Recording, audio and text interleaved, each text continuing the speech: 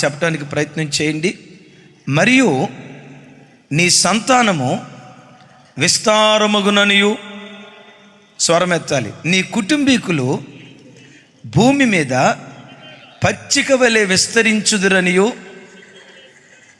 నీకు తెలియను.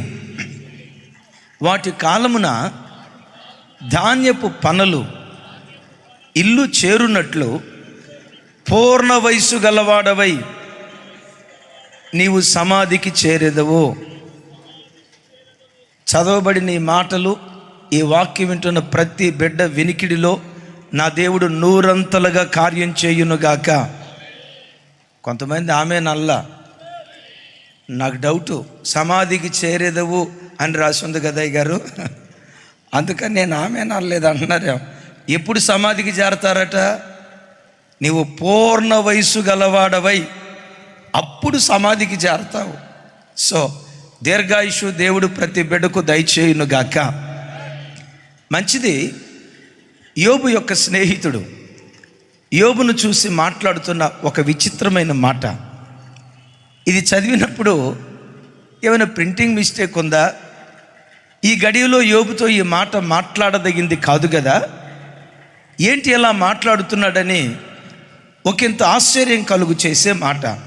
మీరు అనొచ్చు, అయ్యా ఇందులో ఆశ్చర్యం కలుగు చేసే మాట ఏముంది అని అంటారా? ఈ మాట మొదటి అధ్యాయంలో అంటే రైట్, ఇట్స్ ఫైన్ అని అనుకోవచ్చు. 5వ అధ్యాయానికి వచ్చేసరికి యోబుకు ఏమీ మిగల్లా, సమస్తము కోల్పోయాడు. 7 కుమారులు, 3 కుమార్తెలు, యావదాస్తి సర్వం కోల్పోయి ఏ దేశంలో ధనవంతుడిగా బ్రతికాడో అదే దేశంలో దరిద్రుడిగా మిగిలిపోయాడు. కట్టుకున్న భార్య కూడా, ఏమయ్యా ఇంకా దేవుడు దేవుడు దేవుడు అని అంటావేందయ్యా? ఆ దేవుణ్ణి దూషించి మరణంకా కట్టుకున్న భార్య కూడా ఆ మాట అంది. అరిపాదం నుంచి నడినెత్తి వరకు శరీరం అంతా కురుపులు. ఇక గోకోటానికి శక్తి లేక చరిత్రకారులు చెప్తారు, చిల్లపెంకుతో శరీరాన్ని గోక్కుంటూ బూడిదలో కూర్చున్నాడు. యోబు సర్వాన్ని సమస్తాన్ని కోల్పోతే ఎలీఫజ్ అనే ఒక స్నేహితుడు వచ్చి యోబును చూసి ఇలా అంటాడు, యోబు నీ కుటుంబీకులు భూమి మీద పచ్చిక వలె విస్తరించుదురనియు, పచ్చిక వలె విస్తరించుదురనియు నీకు తెలుసు. వాటి కాలమున ధాన్యపు పనులు ఇల్లు చేరున్నట్లుగా పూర్ణ వయసు గలవాడవై నీవు సమాధికి చేరతావు అని మాట్లాడుతున్నాడు. ఏమంటున్నాడు యోబుతో? యోబు నీ ఒక్కడివే కాదయ్యా, నీ కుటుంబీకులు భూమి మీద పచ్చిక వలె విస్తరించబోతున్నారు. నేనంట, ఏం మాట్లాడుతున్నావయ్యా ఎలీఫజ్?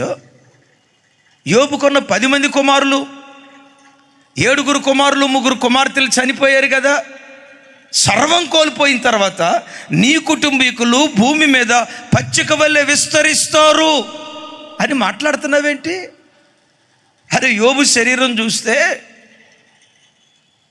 ఆ పక్కటెముకలకు చర్మం అతుక్కుపోయింది, ఆ దవడలకు చర్మం అతుక్కుపోయి ఇక ఇవాళో రేపో యోబు చనిపోతాడేమో, సమాధి కార్యక్రమానికి సిద్ధపరచాలి, కాటికి సిద్ధంగా ఉన్నాడు అన్నట్లుగా యోబు పరిస్థితి ఉంటే, యోబు పొరపాటుని ఇప్పుడు చావో, మరణం పొరపాటుని నిన్ను మింగేదో, అందరికీ వచ్చినట్లుగా మరణం నీకు కూడా వస్తుంది.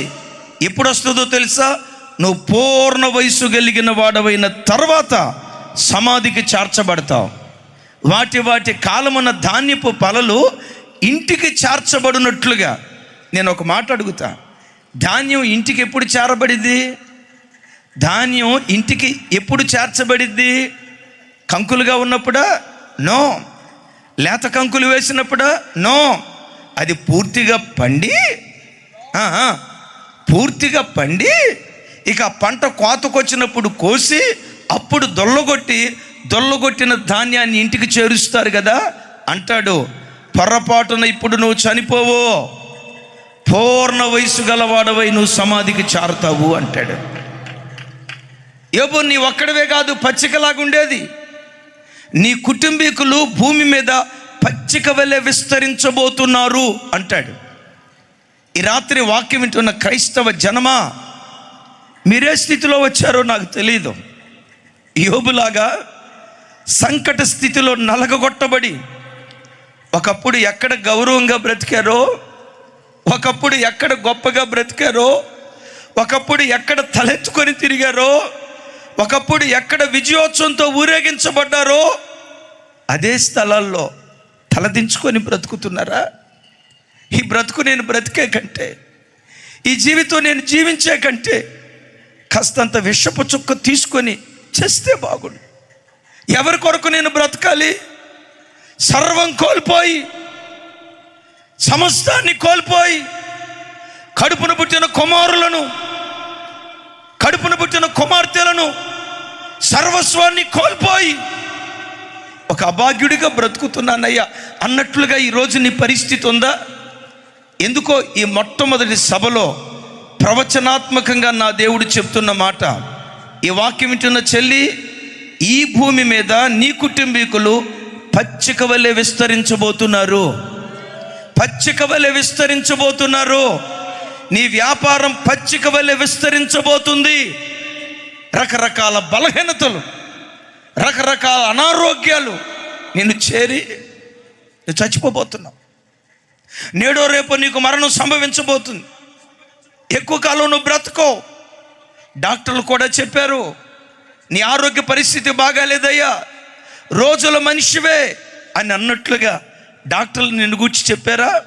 కానీ పరిశుద్ధాత్మ దేవుడు ఈ దినాన నీతో చెప్పమని నా హృదయాన్ని రేపుతున్న మాట, పూర్ణ వయసు కలిగిన వాడవైన తర్వాత, నిండు వృద్ధాప్యానికి వచ్చిన తర్వాత, నీ తల వెంట్రుకలు నెరిసిన తర్వాత, 4 తరాలు చూసిన తర్వాత పరలోక రాజ్యం చేరే కృప నిశ్చయంగా నీకు దేవుడు అనుగ్రహించబోతున్నాడు. ఈ ప్రవచనపు మాట మన ఒక్కొక్కరి జీవితాల్లో దేవుడు నెరవేర్చునుగాక అంటాడు. ఇక్కడ నీ కుటుంబీకులు భూమి మీద పచ్చిక వలె ఎలా పచ్చిక వలె విస్తరిస్తారు. యోబు ఒక్కడేనా? యోబు కుటుంబీకులు అందరూనా? చూడండి, చాలా కుటుంబంలో ఒకరు బాగుంటే ఇంకొకళ్ళు బాగాలేదు అన్నట్లుగా, అమ్మయ్యా పెద్దోడి జీవితం బాగుందయ్యా, కానీ చిన్నోడు ఇంకా సెటిల్ కాలేదయ్యా, కూతురు సంసారం బాగుంది కానీ కొడుకు జీవితం బాగాలేదయ్యా అన్నట్లుగా, గడిచిన దినాల్లో కుటుంబంలో ఒకరు బాగుంటే ఒకరు బాగాక, అబ్బాయి సంసారం బాగుందంటే అమ్మాయి సంసారం బాగాక, పెద్దోడి జీవితం బాగుందంటే చిన్నోడి జీవితం బాగాక, ఒకరు ఒక్కొక్క రకంగా గడిచిన దినాల్లో ఉన్నారా? ఈరోజు ప్రభు అంటున్నాడు, కుటుంబంలో ఉన్న ఒక్కరు కాదు, ఈ సువార్త సభల ఈ దినము నుండి నీ కుటుంబీకులందరూ, నీ గర్భాన పుట్టిన ప్రతి బిడ్డ, నీ కుటుంబీకులందరూ భూమి మీద పచ్చిక వలె విస్తరించేటట్లుగా దేవుడు కృప చూపించునుగాక.